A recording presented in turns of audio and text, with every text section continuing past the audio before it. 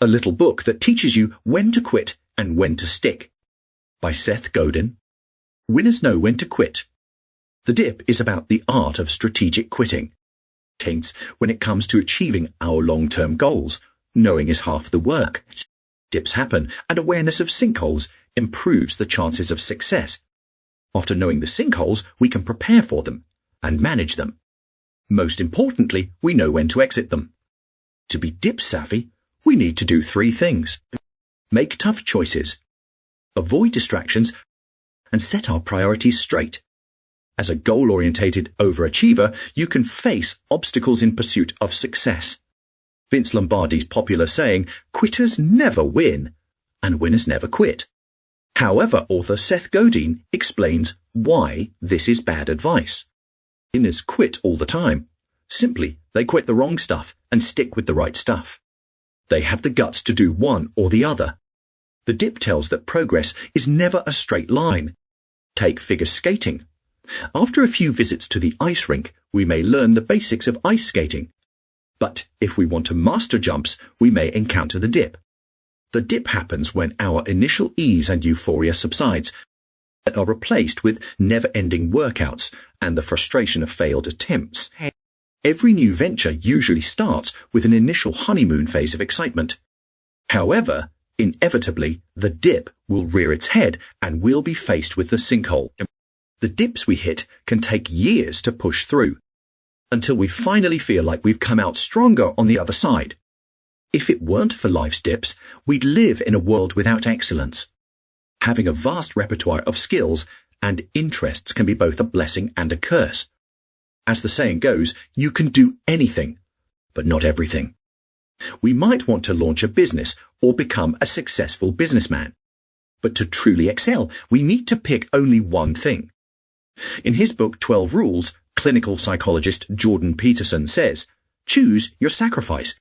Why should we focus on one particular area of expertise? The bottom line is that specialization matters. Our culture celebrates superstars. We reward the song, product, organization, or employee that's number one. To be number one matters for 2 reasons. In today's marketplace, people want only the best. Consumers and clients don't have time and money to waste. Godin says if we're diagnosed with cancer, we're going to head straight for the top guy instead of messing around. Being the best in our chosen niche means we're likely to have more customers than our competitors. If people know our services and products are worth it, that they're the best, they pay more. Godin's advice is this high at the top matters because there's room at the top for only a few. Scarcity makes being at the top worth something. And dips create scarcity. So, find where your skills and passions intersect. Then commit to making this your central focus. Scan for anything that doesn't serve your core pursuit. Quit that quickly and stop feeling guilty. How to quit strategically.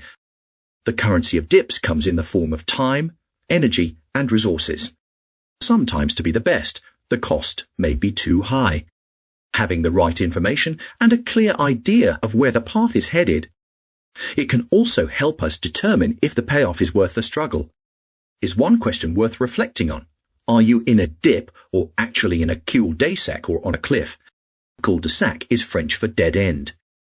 It's when we're in a situation that's stagnant with no prospects of improvement. No matter how hard we try, there are just incompatible beliefs and values, which we may never reconcile and therefore have to move on from. The cliff is a situation where things seem to be going okay, but will collapse eventually. Unlike the dip, we don't successfully re-emerge on the other side. Despite our efforts, the hard work, struggle, and challenges we endure, things still crumble. The project fails, the market ignores us, or we get fired from the job. So it helps to know the difference between a dip, a cul-de-sac, and a cliff.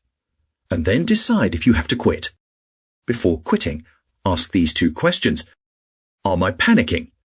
If you are, this isn't the moment to throw in the towel.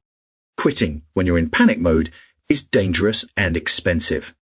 Godin says, when the pressure is greatest to compromise, to drop out, or to settle, your desire to quit should be at its lowest. Be strategic. Decide in advance when to quit, and don't quit without a compass or a plan. So wait until you've finished panicking and then decide.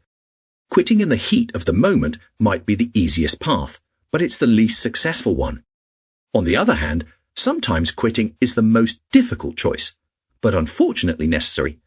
Sticking with something with no hope of progress is a waste, because we could be doing something far better, more pleasurable, and more worthy of our time. So where do you think you are, currently, based on where you're at?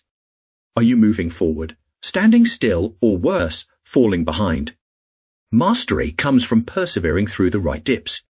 So keep in mind that the more significant the barrier is, the bigger the reward may be. Press on. Success comes to those who obsess. As Godin explains, a woodpecker can tap 20 times on 1,000 trees and get nowhere, but stay busy. Or he can tap 20,000 times on one tree and get dinner. The focus that leads us through the dip and out the other side is rewarded by a marketplace in search of those at the top.